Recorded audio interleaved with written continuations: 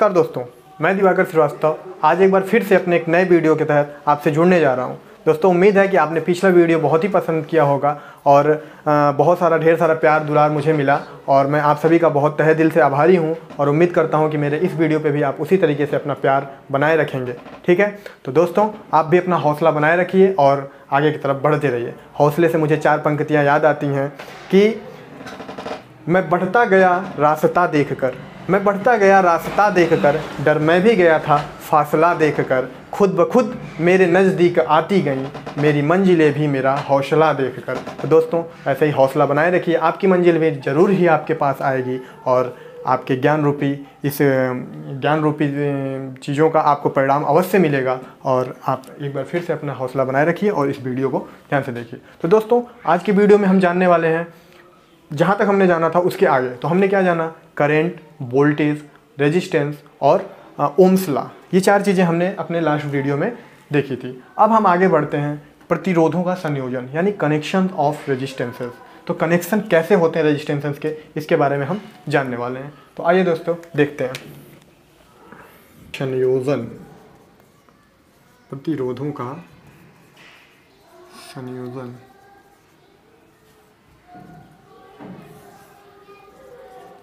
ठीक है, तो कनेक्शंस कितने तरीके से हो सकते हैं। कोई रेजिस्टेंस है, उसका कनेक्शन कई रेजिस्टेंस हैं अलग अलग वैल्यूज़ के।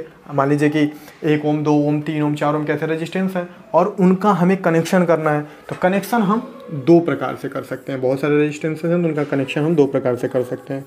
एक होता है सीरीज़ कनेक्शन और दूसरा होता है पैरेलल कनेक्शन। पैरेलल कनेक्शन, ठीक है, एक होता है सीरीज कनेक्शन और एक होता है पैरेलल कनेक्शन। तो हम इन दोनों के बारे में जानकारी लेंगे कि सीरीज कनेक्शन कैसे होता है और पैरेलल कनेक्शन होता है। ठीक है, तो दोस्तों आइए सबसे पहले जानते हैं हम सीरीज कनेक्शन के बारे में।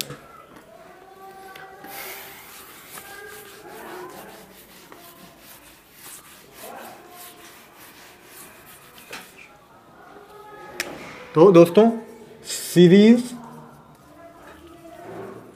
कनेक्शन ऑफ रेजिस्टेंसेस, यानी इसको लिख सकते हैं हिंदी में कि प्रतिरोधों का श्रेणी क्रम संयोजन। श्रेणी क्रम संयोजन, ठीक। तो प्रतिरोधों का श्रेणी क्रम संयोजन, इस बारे में हमें जानना है। तो दोस्तों कैसे होता है सीरीज कनेक्शन, कैसे होता है श्रेणी क्रम संयोजन, आइए देखते हैं। मान लिया हमने कि हमारे पास 3 रेजिस्टेंस हैं, 3 या 4 या 5 कुछ भी ले सकते हैं, लेकिन समझने के लिए हमने मान लिया कि 3 रेजिस्टेंस है। एक R1, दूसरा R2 एंड तीसरा R3। ठीक है, ये 3 रेजिस्टेंस है हमारे पास, R1, R2, R3।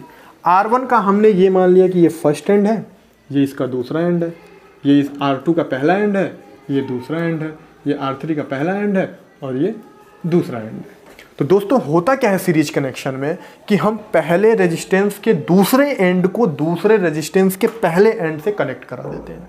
इसी तरीके से आगे दूसरे रेजिस्टेंस के दूसरे एंड को तीसरे रेजिस्टेंस के पहले एंड से कनेक्ट कराते हैं। ऐसे ही एज इट इज आगे करते जाते हैं कि अगला जो रेजिस्टेंस होता है उसके पहले एंड को उसके पीछे वाले के दूसरे एंड से कनेक्ट करा देते हैं। तो इस तरह का जो कनेक्शन होता है that is called series connection of resistances. ठीक है, तो सीरीज कनेक्शन, अब इन तीनों रेजिस्टेंसेस को हम जोड़ के दिखा देते हैं। तो ये हमारा था R1, तो R1 का दूसरा R2 के पहले से जोड़ दिया, R2 का दूसरा R3 के पहले से जोड़ दिया, तो ये हो गया हमारा R1, ये हो गया R2, ये हो गया R3। ठीक, तो अब इन तीनों को जोड़ दिया हमने किसमें, इस तरह का कनेक्शन क्या कहलाता है, सीरीज कनेक्शन। अब होता क्या है कि सीरीज कनेक्शन में जो इक्विवेलेंट रेजिस्टेंस यानी इन तीनों का जो परिणामी होता है, ठीक है, यानी रिजल्टेंट, इनका जो इक्विवेलेंट रेजिस्टेंस यानी कि तुल्य प्रतिरोध वो कितना होगा, तो इसको हम फाइंड आउट करेंगे। कैसे, अब देखते हैं। तो हम क्या करते हैं दोस्तों कि इस पे हम एक सोर्स लगा देते हैं। हमने मान लिया यहाँ पे हमने एक V वोल्ट का सोर्स लगा दिया। तो सोर्स लगा दिया तो दोस्तों ये एक पाथ बन गया, कंप्लीट सर्किट बन गई, ये कंप्लीट सर्किट। तो यहाँ से हमारी करंट फ्लो होनी शुरू हो जाएगी। ये हमारी, हमने मान लिया कि हमारी I करंट फ्लो हो रही है। तो तो दोस्तों आप एक बात बताइए कि अगर इस करंट के फ्लो होने के लिए एक ही रास्ता है और कोई रास्ता तो दिख नहीं रहा है, ये करंट यहाँ से चलेगी और ऐसे ये होते हुए और फिर यहाँ आ जाएगी वापस, ठीक। तो अब इसमें करंट के लिए एक रास्ता है, वही करंट आई R1 से भी होके जाएगी, R2 से भी होके जाएगी और R3 से भी होके जाएगी। इस पूरे सर्किट में हमने वोल्टेज सोर्स किया जाएगा V वोल्ट, ठीक, V वोल्ट का ये सोर्स है। तो अब दोस्तों ये V वोल्ट इसमें ही तो खर्च होगा।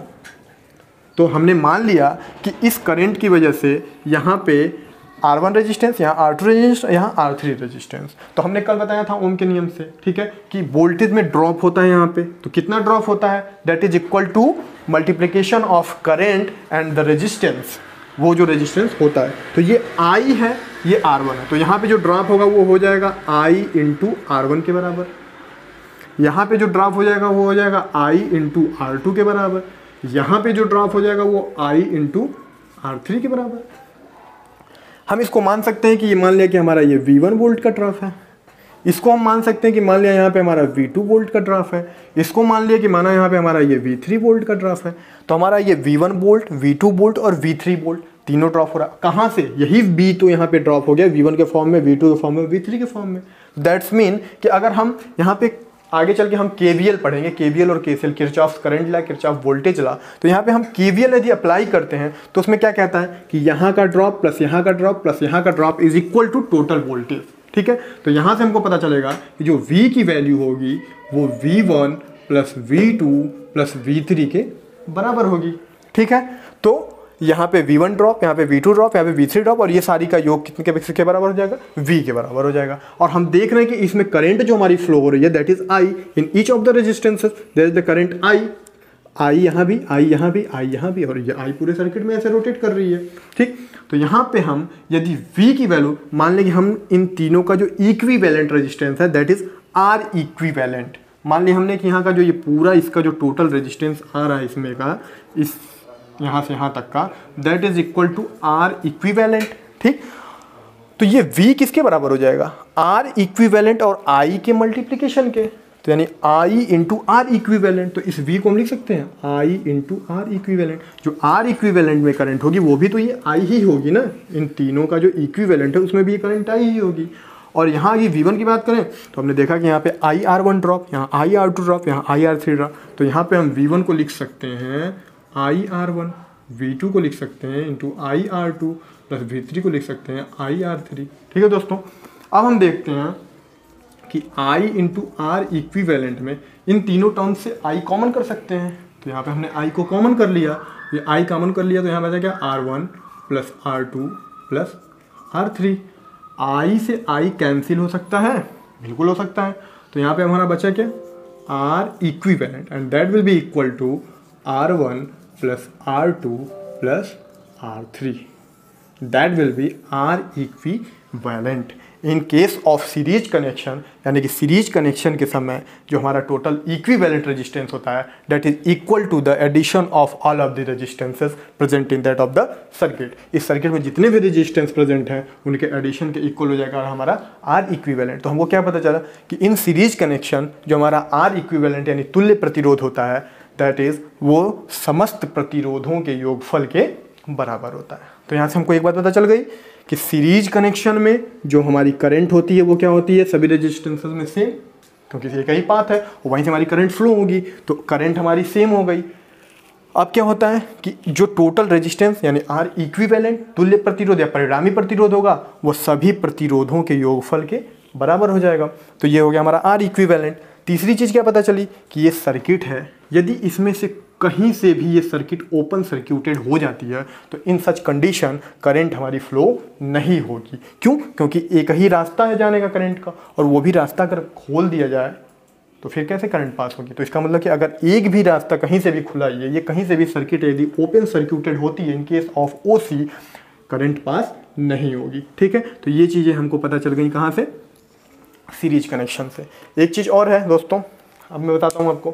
जैसे मान लिया हमने कि R वैल्यू की बहुत सारे रेजिस्टेंसेस को हमने सीरीज में कनेक्ट करा दिया, तो क्या हम R1 प्लस R कितनी बार जोड़ेंगे? है। तो उसके लिए हमने एक साधारण फार्मूला क्या बताया, जैसे मान लीजिए कि ये सारे रेजिस्टेंस आर ओम के रेजिस्टेंसेज हैं, R dot dot dot dot dot dot बहुत सारे एन रेजिस्टेंसेज हैं, और इनका सीरीज कॉम्बिनेशन पूछ दे कि यदि आर ओम के एन रेजिस्टेंसेज सीरीज में कनेक्टेड हैं then what will be the equivalent resistance of that circuit. तो इन सच कंडीशन हम क्या करते हैं कि यहाँ से जो हमारा आर इक्विवेलेंट होता है that is equal to n times of R. ठीक है, जब समान वैल्यू के बहुत सारे प्रतिरोध सीरीज में कनेक्टेड हों तो उन सभी प्रतिरोधों की संख्या से किसी एक प्रतिरोध में हम मल्टीप्लाई करके टोटल आर इक्विवेलेंट की वैल्यू निकाल सकते हैं। तो दोस्तों ये रहा हमारा प्रतिरोधों का श्रेणी कनेक्शन या सीरीज कनेक्शन, जिसके बारे में मैंने भी आपको बताया। हमें पता चलता है कि आर इक्विवेलेंट की वैल्यू होगी R1 + R2 + R3, यानी सीरीज में कनेक्टेड रेजिस्टेंसेस की वैल्यू जो होती है उसका इक्विवेलेंट जो होता है उस समस्त प्रतिरोधों के योग के बराबर होता है। ठीक है, तो ये बात मैं आपको उम्मीद है कि समझा पाया होऊंगा। तो दोस्तों अब मैं दूसरा शुरू करने जाता हूँ कि पैरेलल कनेक्शन ऑफ रेजिस्टेंसेस, उसके बारे में हम देखते हैं। देख लिया होगा शायद आपने इसको।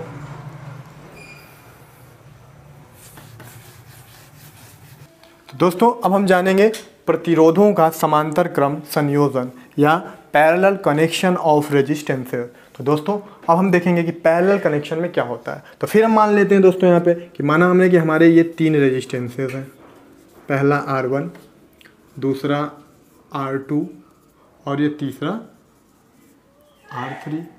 यहाँ पे भी हम मान लेते हैं कि ये इसका फर्स्ट एंड है and that one is second, ये R2 का फर्स्ट है and that one is second, ये first and this one second. ठीक है, ठीक है, तो ये फर्स्ट, ये सेकंड, ये इसका फर्स्ट, ये इसका सेकंड, ये इसका फर्स्ट, ये इसका सेकंड, तीनों है। तो अब क्या होता है पैरेलल कनेक्शन में कनेक्शन कैसे होती हैं। तो दोस्तों इसमें मैं बता दूं कि सभी रेजिस्टेंसेस के जो फर्स्ट एंड होता है, जो पहला छोर होता है उसको एक साथ, और जो आखिरी यानी कि दूसरा छोर होता है उसको एक साथ जब हम कनेक्ट कराते रहते हैं तो that kind of connection is called parallel connection या समांतर क्रम संयोजन। तो कैसे होता है ये देखिए, ये हमारा हो गया R1, ये हो गया हमारा R2 and that one is R3। अब इन तीनों को यदि हमने ऐसे जोड़ दिया,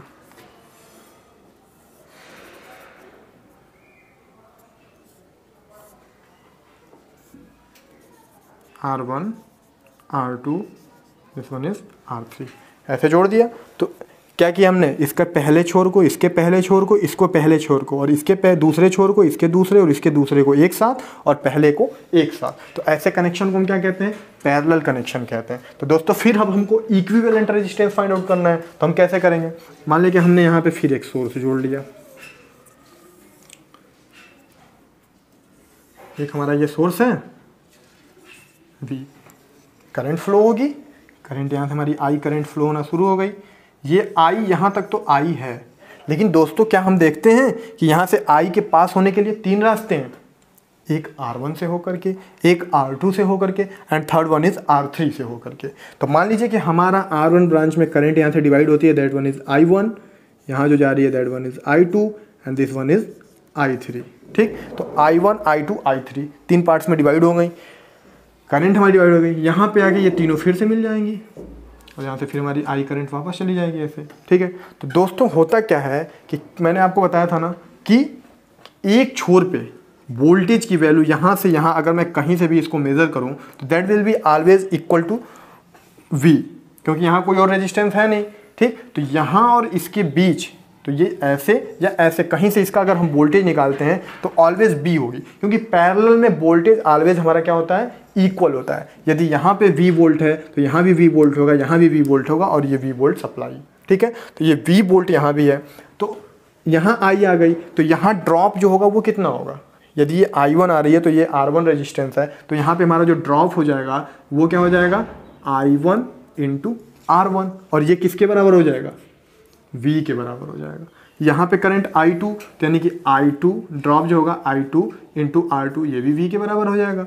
यहाँ पे जो हमारी करंट है वो I3, तो I3 × R3 that is also equal to V। ठीक है, पैरेलल में हमारा वोल्टेज हमेशा समान होता है, इक्वल होता है। ठीक है।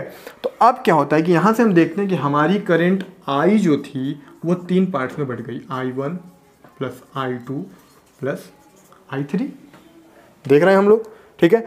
और हमने क्या जाना अब तक कि V बराबर होता है I इंटू R।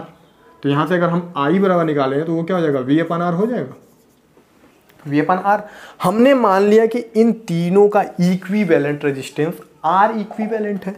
हमने मान लिया कि इन तीनों का जो इक्विवेलेंट रेजिस्टेंस है दैट इज R इक्विवेलेंट, ठीक है। तो R इक्विवेलेंट है तो यहाँ से I की वैल्यू क्या हो जाएगी, अगर वोल्टेज V है, करंट I है, तो R की वैल्यू क्या हो जाएगी, V अपन R की वैल्यू हो जाएगी V अपन I, R की वैल्यू हो जाएगी क्या, V अपन I।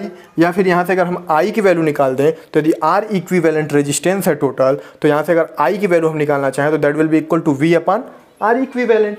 तो यहाँ से हम I की वैल्यू यहाँ पे रखेंगे। तो I की वैल्यू यदि हम रखते हैं तो I की वैल्यू क्या हो जाएगी, V अपन R इक्विवेलेंट। मैं इस I की बात कर रहा हूँ, यहाँ आके ये डिवाइड हो रही है, इसकी अलग अलग वैल्यूज़ हैं, लेकिन यहाँ जो I है अगर टोटल जो रेजिस्टेंस है उसको हम R इक्विवेलेंट मान लें तो यहाँ से फ्लो होने वाली जो करंट I होगी वो V अपन R इक्विवेलेंट के बराबर हो जाएगी। बराबर I1 की वैल्यू यदि निकालें तो I1 की वैल्यू क्या हो जाएगी, वोल्टेज V तो सेम है, ठीक। तो I1 की वैल्यू क्या हो जाएगी, V अपन का R1।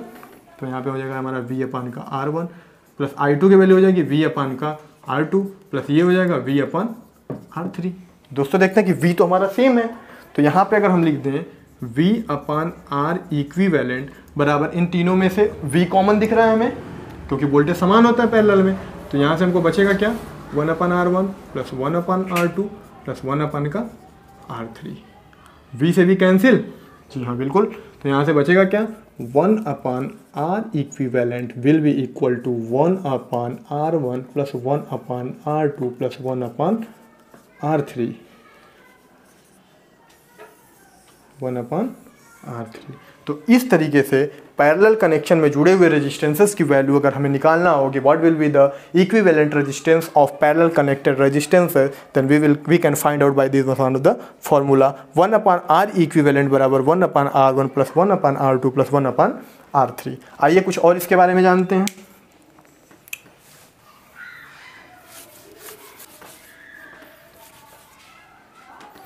तो अभी दोस्तों हमने देखा कि जो पैरेलल कनेक्टेड में R इक्विवेलेंट की जो वैल्यू होती है that will equal to R1 upon R1 plus 1 upon R2 plus 1 upon R3, ये हमने पता कर लिया। यहाँ से हम R इक्विवेलेंट की वैल्यू फाइंड आउट कर सकते हैं। अब एक चीज़ ये है कि अब हमारा ऐसे ही कनेक्टेड है ना,